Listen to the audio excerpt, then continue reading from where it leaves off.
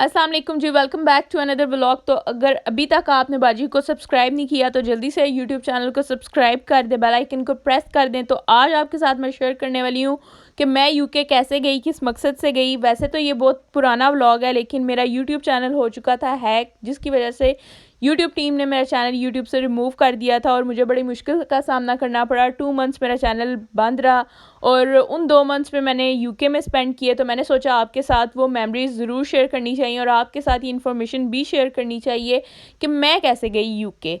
तो कहने की बात यह है कि आपकी तरह आपकी बाजी नालायक बिल्कुल भी नहीं है। अल्हम्दुलिल्लाह आपकी बाजी बड़ी लायक है और आपकी सोच से भी ज़्यादा लायक है। इसीलिए मुझे यूरोपियन यूनियन ने किया था फ़ंड, जो कि फुली फंडेड ट्रिप था, जिसमें मेरा फ़्लाइट टिकट, इसके अलावा मेरा expense all together European union की तरफ से स्पॉन्सर था, जो कि फ़ंड्स हमें हैंड ओवर किए गए थे और अल्हम्दुलिल्लाह मैंने खुद से स्पेंड किए। अब आप लोगों के माइंड में एक बात आएगी कि भाई मेरी सिलेक्शन कैसे हो गई, अचानक से कैसे प्लान बन गया। तो अचानक से तो नहीं कुछ भी होता है, इसके पीछे एक इंसान की बड़ी मेहनत होती है, कॉन्टीन्यूस मेहनत होती है, जिसकी वजह से अल्लाह ताला की ज़ात उसको ये मौका देती है कि वो अपनी ज़िंदगी में कुछ अचीव कर सके। तो हुआ कुछ यूँ कि मैं एमफिल कर रही थी इस्लामाबाद यूनिवर्सिटी से, जिसका नाम है capital university of science and technology Islamabad.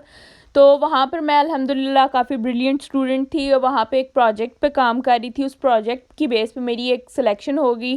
काफ़ी सारे स्टूडेंट का इंटरव्यू हुआ, काफ़ी सारे स्टूडेंट को शॉर्ट लिस्ट किया गया और उसमें से एक मैं थी जिसकी सिलेक्शन होगी और यूरोपियन यूनियन ने फुली फ़ंड किया मुझे। ऑल टुगेदर सारा खर्चा उनका था और मैं 2 मंथ्स के लिए आ गई यूके। और यहाँ पे मैंने अब आपके साथ आज का दिन स्टार्ट किया। तो मैं आपको बताती हूँ कि यहाँ पे बड़ी हेक्टिक और टफ रूटीन थी। हमें वीडियोस और पिक्चर्स में देखने में तो बड़ी फंटेस्टिक लाइफ लगती है बाहर के लोगों की, लेकिन एक्चुअल में वो बड़ी हार्ड होती है और अपने से दूर होती है, अच्छा नहीं लगता। मतलब सम टाइम आप ना फैड अप हो जाते हो, बड़ी डिप्रेसिंग सी लाइफ है। बेशक जितनी मर्जी सहूलतें आसाइशें हों, लेकिन फिर भी जब आपके अपने अपने पास नहीं होते, जब आप घर वापस आते हो अकेले होते हो और बड़ी आपको याद आ रही होती है और कोई पास नहीं होता, फ़ोन पे इंसान इतनी बातें मतलब नहीं कर सकता और काफ़ी मिस करता है। तो मेरा 2 मंथ्स का एक्सपीरियंस था। वैसे अगर पाकिस्तान की निस्बत देखूँ तो वो लोग पाकिस्तानियों से हर दर्जे में बेहतर हैं, सिर्फ वो एक कलमा नहीं पढ़ते। अदरवाइज़ पाकिस्तान में कुछ भी नहीं है, कुछ भी नहीं रह गया। वैसे ऐसे कहना तो नहीं चाहिए, अल्हम्दुलिल्लाह हमारा अपना मुल्क भी बहुत अच्छा है, लेकिन इसके हुक्मरानों ने और सारों ने ऑल टुगेदर मिल के ना बड़ा ही काम ख़राब कर दिया है। तो मैं अभी जा रही यूनिवर्सिटी के रास्ते में हूँ। यूनिवर्सिटी के हमारा ये टाइम होता था 7 आवर्स मैंने यूनिवर्सिटी में स्पेंड करने होते हैं डेली के। तो अभी आप लोग देख रहे हैं कि काफ़ी लंबा सफ़र हो गया, 15 to 20 मिनट्स दूरी पे था मेरी अकोमोडेशन की। तो अभी मैं यूनिवर्सिटी में एंटर होने लगी हूँ और यूनिवर्सिटी इतनी प्यारी और इतनी बड़ी थी कि सम टाइम ना हम लोग गुम हो जाते थे। मेरे साथ 2 लड़कियाँ थी, हम ऑल टुगेदर 3 गर्ल्स थी जो पाकिस्तान से यूके गई थी इस स्पॉन्सरशिप पे। 3 लोगों का सिलेक्शन हुआ था।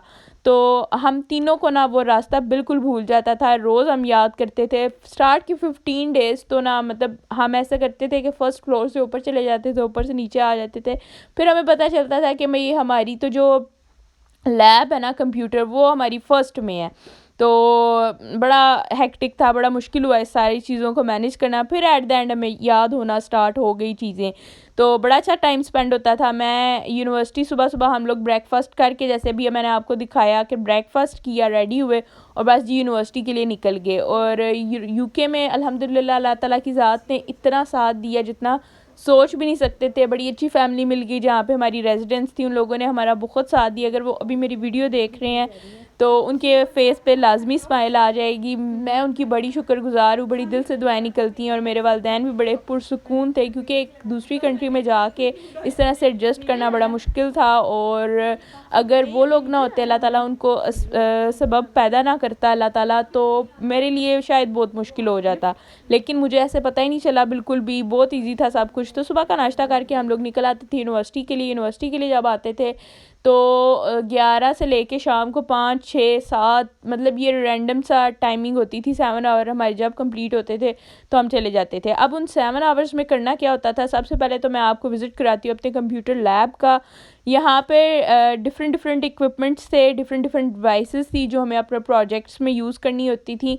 और हर स्टूडेंट के लिए एक पीसी था। इस लैब में एंटर होने के लिए एक पासवर्ड था। बड़ा एक ना वेल डिज़ाइन लैब था, ये दिल खुश हो जाता था देख के। और बाहर का व्यू देख के भी ना मतलब बड़ा अच्छा लगता था।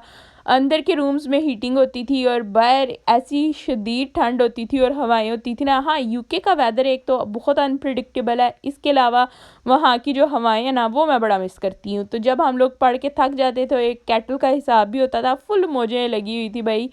साथ चाय का सिस्टम होता था, कॉफ़ी होता था, आप भी बना लो और फिर से एक दफ़ा फ्रेश होके दोबारा से काम करना स्टार्ट कर दो। तो ये मेरी मेट्स थी जो अपना काम कर रही थी। यहाँ पे हर बंदा अपने अपने लैपटॉप पे अपने अपने पीसी पे बिजी होता था और अपना अपना काम करता था, ना कि पाकिस्तान की तरह कि एक बंदा काम कर रहा है तो 10 लोग आके उसको काम में ना वो क्या कहते हैं रंग में भंग डालेंगे और उसको ख़राब करने की कोशिश करेंगे। हाँ, एक चीज़ मुझे यूके की बहुत अच्छी लगी, वहाँ पे बिल्कुल भी लेग पुलिंग नहीं है। मतलब कोई भी आपको तंग नहीं करता, उल्टा आपको सपोर्ट करता है। यहाँ पाकिस्तान में एक चीज़ ऐसी है कि आप अगर कोई भी अच्छा काम या बुरा काम या मतलब जो भी करते हो ना, तो 10 लोग आ जाते हैं आपकी लेग पुलिंग के लिए और आपको बताने के लिए कि नहीं यार ये ऐसे नहीं वैसे करो। भई मतलब मेरे अब्बू हमेशा एक बात कहते हैं कि अगर किसी भी बंदे को जज करना है ना आपने कि वो कितना समझदार है, तो जस्ट इतना देख लो कि क्या उसका आईडी कार्ड बना हुआ है। तो मतलब मुझे इस बात पे बड़ी हँसी आती है कि ये अब्बू ना बिल्कुल एग्जैक्टली सही बात कहते हैं कि अगर बंदे को समझ नहीं है तो इसका मतलब है उसका आईडी कार्ड भी नहीं बना होगा, तो उसको समझ भी नहीं होगी।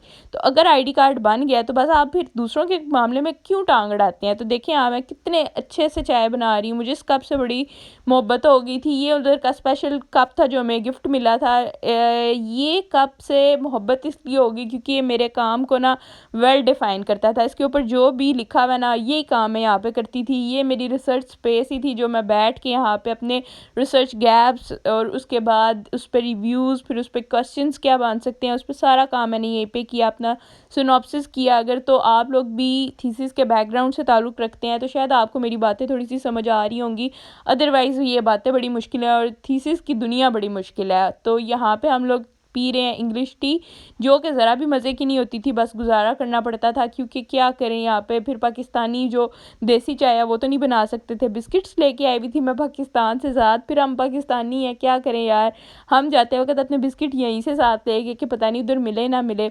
हाँ, मज़े की बात ये है कि दूसरी कंट्रीज़ का तो मुझे इतना अंदाज़ा नहीं है क्योंकि मैंने वो विज़िट नहीं किया, लेकिन यूके में खाने पीने की हर चीज़ मुझे तो पाकिस्तान की तरह ही लगी। मुझे कोई भी डिफरेंस नहीं लगा, बल्कि पाकिस्तान से ज़्यादा अच्छी क्वालिटी में थी।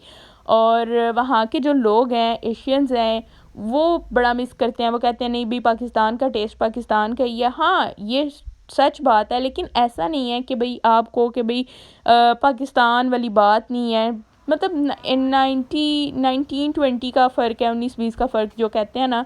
तो भई हम यहाँ पे यूनिवर्सिटी का टाइम ख़त्म होता था तो हम आ जाते थे बाय और यहाँ से एक राइड बुक करते थे और चले जाते थे। आज मेरी फ्रेंड्स ने प्लान बनाया, उन्होंने कहा कि आज हम 1 घंटा पहले जाते हैं और करीबी ना एक शॉपिंग सेंटर है, वहाँ पे देखते हैं क्या क्या वैरायटी अवेलेबल है।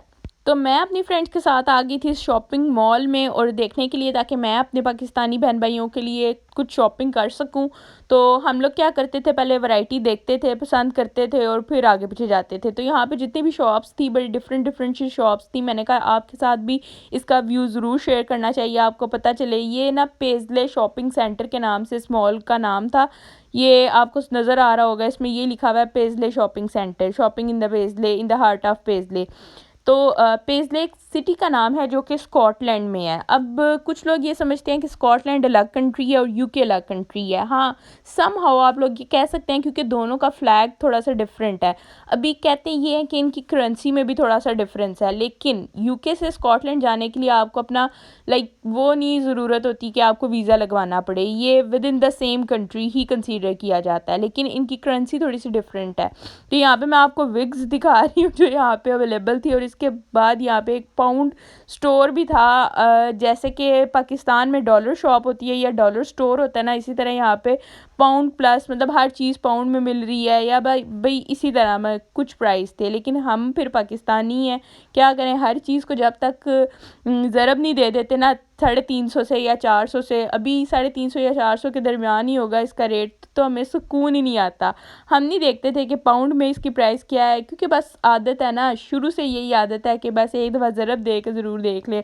हाँ, वापस आने तक हमारी आदत ख़त्म हो गई थी लेकिन स्टार्टिंग डेज़ में हम ज़रूर चेक करते थे कि कहीं हम घाटे का सौदा ना कर लें, कहीं बहुत एक्सपेंसिव चीज़ ना खरीद लें, क्योंकि हमें पता था पाकिस्तान से चीज़ इतने में मिलेगी, वहाँ से इतने में मिलेगी। लेकिन ये एक बात है कि पाकिस्तान में जितनी भी हम एक्सपेंसिव चीज़ लेते हैं ना, उसकी क्वालिटी उतनी अच्छी नहीं होती, और यूके की सस्ती से सस्ती चीज़ की भी ना क्वालिटी अच्छी होती है, मतलब काफ़ी टाइम निकाल जाती है। बस हर एक का अपना अपना एक्सपीरियंस है। अब काफ़ी सारे लोग कमेंट में ये भी कहेंगे कि नहीं नहीं नहीं, पाकिस्तान की भी अच्छी होती है, ऐसा होता है वैसा होता है। तो हर एक इंसान का हर एक प्रोडक्ट के रिलेटेड डिफरेंट एक्सपीरियंस होता है। तो ऐसी कौन सी ब्रांड्स थी जो मैंने यहाँ पे नहीं देखी।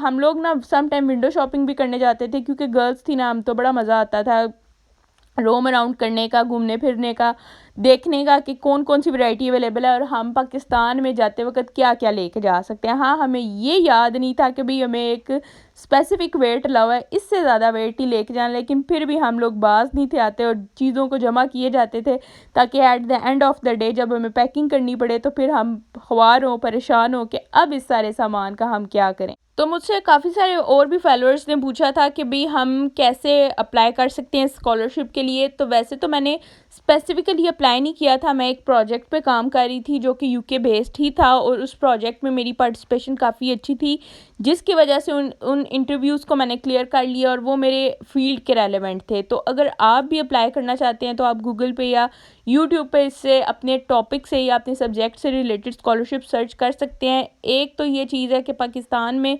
बिल्कुल हमें नॉलेज नहीं है कि फंडेड स्कॉलरशिप्स भी होती हैं, मतलब आप फ्रीली दूसरी कंट्री में जाके स्टडीज़ के लिए भी अप्लाई कर सकते हो, लेकिन आपके पास स्किल्स भी होने चाहिए, क्योंकि फंडेड स्कॉलरशिप्स के लिए लिमिटेड सीट्स होती हैं, और लिमिटेड सीट्स के लिए एलिजिबिलिटी क्राइटेरिया जो होता है वो काफ़ी टफ़ होता है, उसको मीट करना एक फिर मेरे जैसे बंदे का काम है। मतलब अब आप मजाक करेंगे, हंसेंगे, लेकिन देखें बाजी आपकी ऐसे ही तो नहीं चलेगी ना, यूके कुछ ना कुछ तो किया है।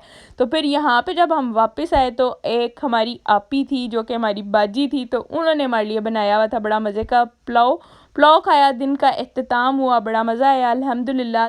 Thank you so much for watching, keep supporting. अगर आप डेली इसी तरह मुझे सपोर्ट करते रहेंगे तो मैं आपके साथ डेली रूटीन के अच्छे अच्छे व्लॉग शेयर करती रहूँगी। टिल देन टेक केयर, अल्लाह हाफिज़।